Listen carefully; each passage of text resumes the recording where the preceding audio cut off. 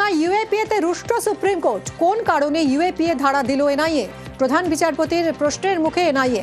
ইউএপিএর প্রয়োজনীয়তা নিয়ে রিপোর্ট দেবে এনআইএ, হাইকোর্ট সেই রিপোর্ট দেখে ব্যবস্থা নেবে, নির্দেশ প্রধান বিচারপতি সূর্যকান্তের বেঞ্চে।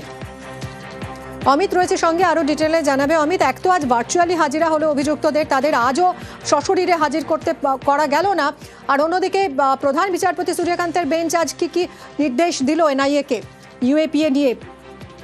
দেখো, ইউএপিএ ধারা প্রয়োগ নিয়ে ইতিমধ্যে সুপ্রিম কোর্টে সমালোচনার মুখে পড়তে হয়েছে এনআইএ কে, এবং সুপ্রিম কোর্ট এনআইএ মামলা নিয়ে হস্তক্ষেপ না করলেও কলকাতা হাইকোর্টকে রিপোর্ট দিতে হবে এনআইএ কে। একটি খামবন্দি রিপোর্ট তারা জমা দেবে এবং সেখানে স্পষ্ট করতে হবে কেন তারা ইউএপিএ ধারায় মামলা রুজু করলো।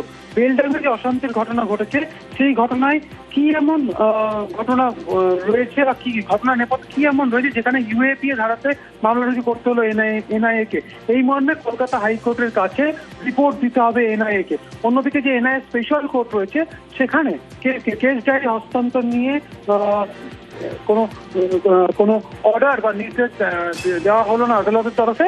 আদালত স্পষ্ট করে বলে দিয়েছে এনআইএ এবং রাজ্য পুলিশের বেলডাঙ্গা থানার যিনি তদন্তকারী অফিসার, যে সুপ্রিম কোর্টের তরফে যে নির্দেশ দেওয়া হয়েছে গতকাল, সেই নির্দেশ অর্ডার কপি আপলোড হলে সেই অর্ডার কপি আদালতের কাছে নিয়ে আসতে হবে।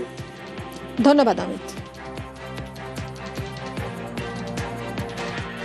প্রথমেই ওনারা এসে বললেন ম্যাটারটা সুপ্রিম কোর্ট থেকে একটা ডাইরেকশন হয়েছে, যে ডাইরেকশনের বেসিসে সুপ্রিম কোর্ট বলেছেন যে ক্যালকাটা হাইকোর্টে ওই পয়েন্টগুলো অ্যাজিটেট করতে। ওই পয়েন্টের মধ্যে কি না, ইউএপিএ অ্যাক্ট কেন কিভাবে আসলো তার জন্য। কিন্তু সুপ্রিম কোর্ট কোথাও বলে দিয়েছে বলে আমার জানা নেই। ওনাদেরকে তাদের জন্য 17 তারিখে বলেছেন যে এই অর্ডারটাকে কোর্টে ফাইল করার জন্য, তারপরে কোর্ট বিবেচনা করবেন কিভাবে কি করা যাবে। আমরা জুডিশিয়াল কাস্টাডি প্রেয়ার করেছি, এখন কোর্ট কনক্লুড করবে 17 তারিখ। তাতে যদি সুপ্রিম হাইকোর্ট কনসিডার করেন, এনআইএ কে যদি বলেন এনআইএ ইনভেস্টিগেশন করবে, করতে পারে। যদি বলেন না দরকার নেই, আমরা স্যাটিসফাইড, যা স্টেট করছে করবে।